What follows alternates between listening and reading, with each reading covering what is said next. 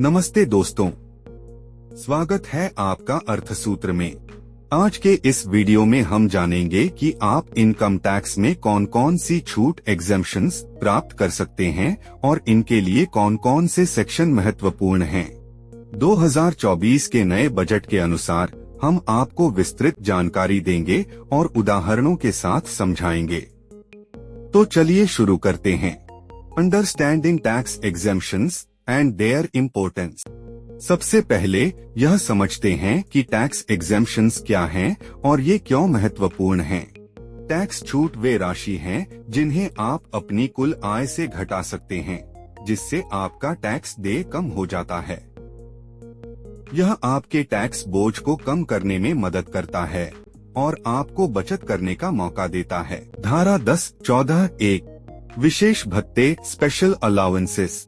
यह सेक्शन उन भत्तों के लिए है जो कर्मचारी को उसके नौकरी के कारण किए गए खर्चों को पूरा करने के लिए मिलते हैं।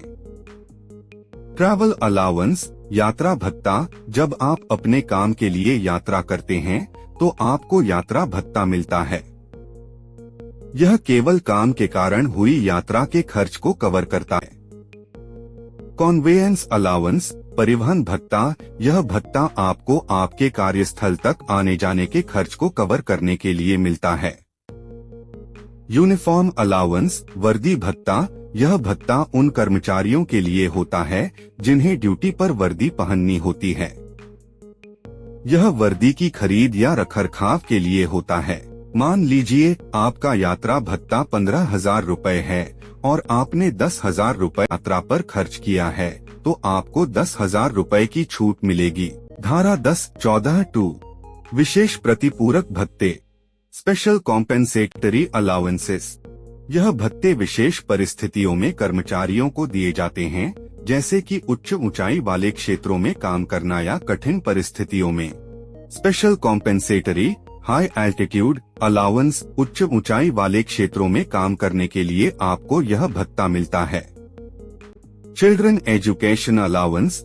यह भत्ता आपके बच्चों की शिक्षा के लिए है। आप प्रति बच्चा 100 रुपए प्रति माह अधिकतम 2 बच्चों के लिए छूट प्राप्त कर सकते हैं। Hostel expenditure allowance. यह भत्ता आपके बच्चों के हॉस्टल खर्च के लिए है। आप प्रति बच्चा 300 रुपए प्रति माह अधिकतम 2 बच्चों के लिए छूट प्राप्त कर सकते हैं। अगर आप दिल्ली में रहते हैं और आपका बच्चों की शिक्षा भत्ता 2,400 रुपए सालाना है, तो आप प्रति बच्चा 1,200 रुपए की छूट का दावा कर सकते हैं। धारा 10(5) लीव ट्रैवल अलाउंस LTA। यह भत्ता कर्मचारी और उसके परिवार के यात्रा खर्चों के लिए है। यह केवल भारत के भीतर यात्रा के लिए लागू होता है।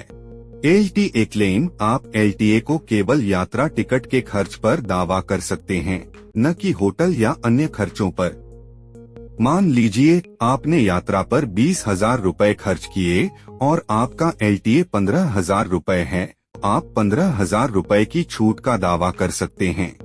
धारा 24(b) होम लोन इंटरेस्ट गृह ऋण ब्याज। यह छूट गृह ऋण पर चुकाए गए ब्याज के लिए है। Self occupied property. अगर आप स्वयं अपने घर में रहते हैं तो आपको अधिकतम 2 लाख रुपए प्रति वर्ष की छूट मिल सकती है। Let out property. अगर आप अपनी संपत्ति किराए पर देते हैं तो आपको बिना किसी सीमा के ब्याज की छूट मिल सकती है। अगर आपने 1,80,000 रुपए का ब्याज चुकाया है तो आप पूरी राशि की छूट का दावा कर सकते हैं। धारा 80(e) शिक्षा ऋण ब्याज एजुकेशन लोन इंटरेस्ट। यह छूट शिक्षा ऋण पर चुकाए गए ब्याज के लिए है। पर्पस उच्च शिक्षा के लिए लिया गया ऋण। ड्यूरेशन ऋण चुकाने के प्रारंभिक वर्ष से 8 साल तक की छूट। अगर आपने शिक्षा ऋण पर 40,000 रुपए का ब्याज चुकाया है तो आप पूरी राशि की छूट का दावा कर सकते हैं।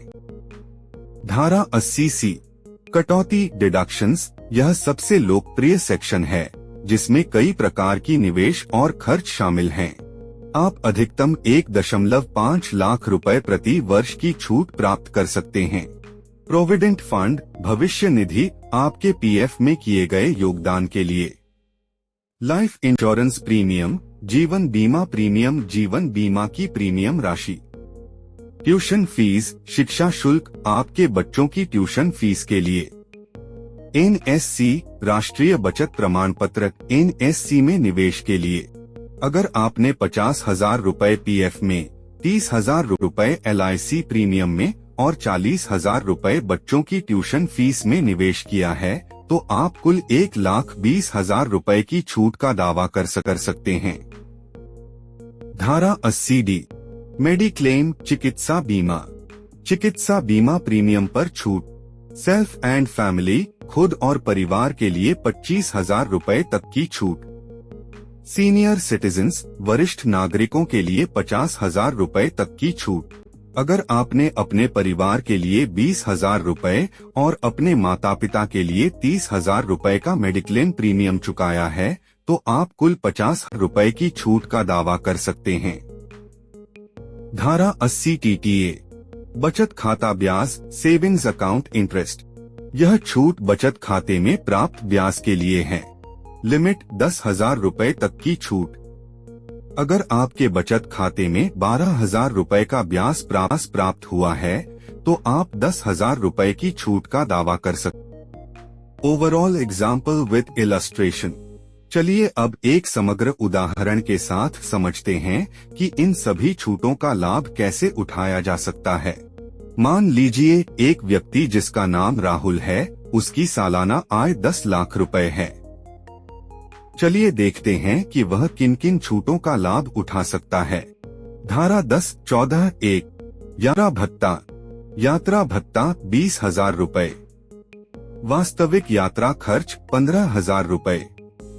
छूट 15,000 रुपए। धारा 10(14)(2) बच्चों की शिक्षा भत्ता। बच्चों की संख्या 2 प्रति बच्चा भत्ता 1,200 रुपए प्रति वर्ष। छूट 2,400 रुपए। धारा 10(5) LTA 20,000 रुपए।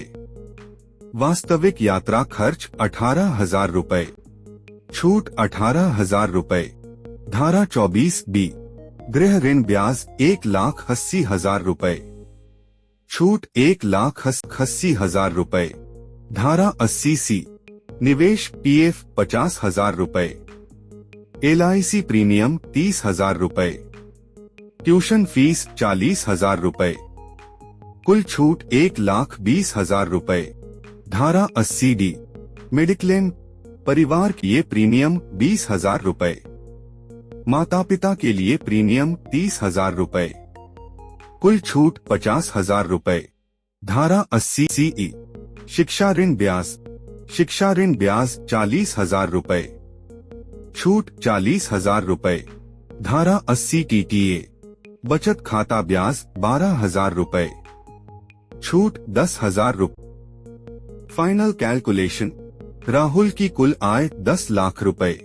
कुल छूट 15,000 रुपए। यात्रा प्लस 2,400 रुपए। शिक्षा प्लस 18,000 रुपए। LTA प्लस 1,80,000 रुपए। गृह ऋण ब्याज प्लस 1,20,000 रुपए। 80C प्लस 50,000 रुपए। 80D प्लस 40,000 रुपए। 80E प्लस 10,000 रुपए। 80 TTA टोटल 4,35,400 रुपए।